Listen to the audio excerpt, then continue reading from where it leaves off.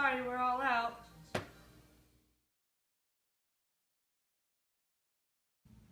Hey Nate, thanks for coming in. I'm really having some problems keeping up with customer demands and not wasting food.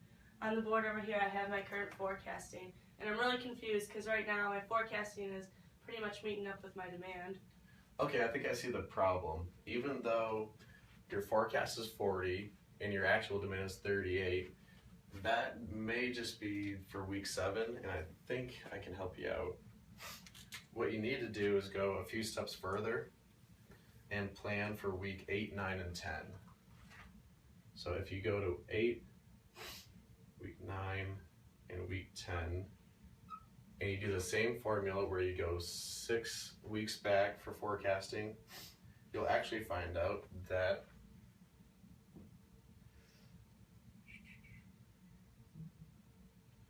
we get 39.7 for week 8, 40.8 for week 9, and 36.3 for week 10.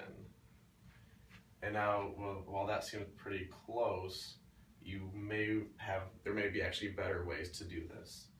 The first form of forecasting error is the mean absolute deviation. How you get that is you take the absolute value of your demand for that week subtracted by the forecast that we got for that week. So in this case, for week 7, it's 38 minus 40 absolute value, and that equals 2. For week 8, we got 0.3. Week 9, we got 11.8. In week 10, we got 3.7. Add that together and you get 17.8. Divide that by 4, which is the 4 weeks that you forecasted for, and you come up with 4.45, and that's your mean absolute deviation. The second forecasting method is the mean squared error form.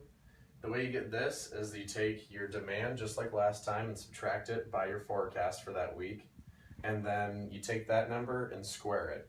So for week 7 we get 4, week 8 we get 0.9, week 9 we get 139.24, and week 10 we get 13.69. Add that together and that's 157.02. For this one you take your n minus 1, so it's actually divided by 3, and what you get here is 52.3, and that's your mean squared error. Okay, now these are your projections when you use 6 weeks of past information for your forecasting. And now those are all right numbers, but let's see if we can get any lower. What I did, instead of using the past 6 weeks, I only used the past 4 weeks for forecasting. And it turns out it worked a little bit better.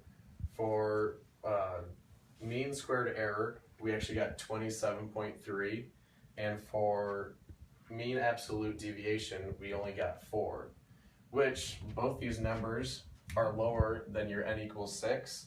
So sometimes, that just proves that sometimes, less is more. You don't need to use as much past information, and this actually works a lot better, and I think that this will help your restaurant out a lot. Can I get the pasta? You bet. So